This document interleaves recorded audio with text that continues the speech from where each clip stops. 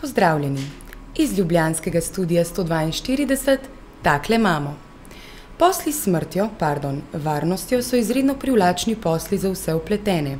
Indija postaja eden izmed največjih kupcev vojaške opreme na svetu. Lanski sporazum z Ameriko o prenosu jedrskih tehnologij je pripomogel k precej izboljšanem sodelovanju oziroma večjih nakupih ameriške vojaške opreme. Pred kratkim je Indija kupila ladjo, ki je poleg obstoječe letalonosilke druga največja ladja v floti in sklenila posel za nakup 6 transportnih letal v vrednosti $1 milijarde. Glavni indijski nakup desetletja, če ne stoletja, se šele pripravlja. Nervoza in lobiranje sta na višku. Po 4 letih stalnih sprememb razpisnih pogojev je Indija objavila prvi mednarodni natečaj za nakup 126 lovskih letal. Posel je ocenjen na približno $13 milijard. Če Američani dobijo posel, bodo postali največji izvoznik vojaške opreme v Indijo. S tem bi prehiteli tradicionalni dobaviteljici Rusijo in Francijo ter v zadnjem času Izrael, ki po vrednosti poslov prehiteva Francijo. Ta v glavnem sodeluje na področju brezpilotnih letal, radarjev, opremljanja letal in elektronskega bojevanja. Do junija morajo vsi ponudniki pripraviti plan kompenzacijskih poslov v polovični vrednosti nakupa letal. Končni testi vseh letal naj bi bili opravljeni v naslednjem letu. Od začetka februarja je izraelska vojska na področju Gaze in Zahodnega brega ugrabila 300 ljudi, od tega 32 otrok, kar predstavlja direktno kršitev mednarodnega prava, natančneje 4. ženevske konvencije. Razmere na območju Gaze so še vedno katastrofalne, saj primanjkuje vseh življenjskih dobrin. Reševalna vozila stojijo, ker nimajo goriva, ljudje umirajo zaradi pomanjkanja zdravil in ustrezne nege. Kot direktna posledica blokade je umrlo 98 pacientov, od tega 17 otrok. Po 2 tednih je v Gazo prišel konvoj s humanitarno pomočjo, ki so jo zbrali prebivalci Izraela in mednarodnih humanitarnih organizacij. Evropejci pa nismo le donatorji in zaskrbljeni opazovalci. Prav naše enote nadzirajo mejni prehod z Egiptom in se odzivajo na ukaze izraelskih oblasti po odprtju ali zaprtju prehoda. Egipt po novem tega ne bo več počel. V pričakovanju novega poročila Mednarodne agencije za atomsko energijo se Amerika in Izrael podajata v novo diplomatsko ofenzivo. Čeprav bo v poročilu zapisano, da Iran ne izvaja nelegalnih dejavnosti, se protiiranski lobi ne da. Francija, Velika Britanija in Amerika nameravajo poročilo ostro kritizirati. Poslanci Kneseta pa v tem trenutku tekajo po Evropi in Aziji, kjer se na vsak način trudijo dobiti podporo za obsodbo iranskega nepočetja. Kljub neverjetnim pritiskom Američanov in zaveznikov na Iran v zvezi z jedrskim programom in pritiski na Evropsko unijo, da zapre filijale iranskih bank, pa očitno neuradni in tajni stiki med bančniki obeh držav obstajajo. Na sestanku v Parizu so se sestali visoki predstavniki ameriškega finančnega ministrstva in italijanski bankirji s predstavniki iranske centralne banke in finančnega ministrstva.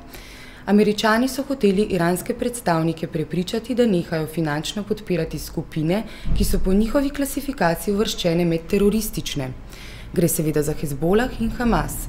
Ameriško-iranska srečevanja postajajo precej pogost pojav, kljub uradnemu stališču Bushove administracije, da tovrstnih stikov ne sme biti. Poleg stikov na nivoju odposlancev za varnostna vprašanja v Iraku se je zgodil prvi viden stik v Davosu, kjer so kamere zalotile ameriškega ambasadorja v Združenih narodih v klepetu z iranskim zunanjim ministrom. Na trg Združenih držav Amerike je prišla banka lanskoletnega ekonomskega nobelovca. Čeprav ima večina bank na svetu predstavništvo v New Yorku, je prav ta vredna omembe. Ustanovljena je bila v Bangladešu kot fakultetni projekt, ki bi pomagala ljudem, ki jih običajna finančna industrija prezre, torej ljudem, ki ne morejo zavarovati svojega kredita. Večina kreditojemalcev je bilo žensk, ki nikoli do tedaj niso imele finančne samostojnosti. Koncept se je uspešno razširil tudi po drugih državah v razvoju. Muhammad Yunus pravi, da tudi v Združenih državah obstaja trg za tovrstne kredite, saj nekaj 10 milijonov Američanov nima in nikoli ni imelo bančnih računov. Britanska banka Severna stena je očitno pod popolnim finančnim kolapsom. Navkljub libertarni politiki kvazi levice bi bil očitno kolaps te banke preveč usoden. Država bo banko in njene dolgove nacionalizirala. Državni strošek naj bi bil okoli 150 milijard evrov ali v bolj realne številke preveden znesek približno 4600 evrov na državljana Velike Britanije. Američani poznajo ustrezno reklo private gain, public pain. Namesto reševanja komitentov bodo reševali privatno ustanovo za ustvarjanje dobičkov. How did we actually get to here? It was many months that Northern Rock really got into trouble. 5 months since the D-Day, if you want to call it that. Absolutely, when you had those horrific runs on the bank, something you hadn't seen for 100 years, of course, in the UK, and scenes that basically were seen around the world. You know, you didn't expect this to happen in a G7 country, yet it happened here in Britain. It's been a huge embarrassment for the government. They've mishandled the situation very badly from the get-go, Owen. And I think in the end, nationalization really was the only option open, although it is a horrific option for a government which prides itself in economic competence. Fidel Castro je delno zaključil svojo revolucionarno kariero. Čeprav ne bo več opravljal nobene izvršne funkcije, bo ostal vojak revolucije, sicer le s peresom oziroma s tajnico in diktafonom. Vse kaže, da bo brat Raul prevzel vlogo predsednika države in voditelja komunistične partije z relativno malo pooblastili. Kuba naj bi se pod njegovim vodstvom politično in ekonomsko rahlo liberalizirala. Uradna ameriška politika se do te države ne bo spremenila, predsedniški kandidat republikancev pa bi celo povečal pritisk. Vse kaže, da so ameriški predsedniki in kandidati obsedeni s Kubo in Castrom. Od strmoglavljanja Batiste ni bilo predsednika, ki ne bi bil aktivno spodbujal spremembe režima in strmoglavljanje Castra. Prav neverjetno, da nikomur ni uspelo, čeprav je dokumentiranih kar 638 poskusov atentata. Generalna skupščina Združenih narodov, ki sicer nima nobene zakonodajne moči, vsako leto glasuje o dveh zadevah: o ustanovitvi Palestine in pozivu Amerike o ukinitvi sankcij proti Kubi. V obeh primerih je glasovanje enako, vsi so za, proti pa so Amerika, Izrael, Maršalovi otoki, Velika Britanija je vzdržana. 10 000 turških vojakov je krenilo v veliko ofenzivo na sever Iraka, kjer naj bi dokončno uničili oporišča kurdske delavske stranke. Čeprav so Američani v prvih čezmejnih napadih še ostro protestirali, so danes vljudno tiho. EU ni. In sedaj še vroče novice iz dežele vzhajajočega sonca. Katja, lep pozdrav iz Tokija. Izvoli, Vlado.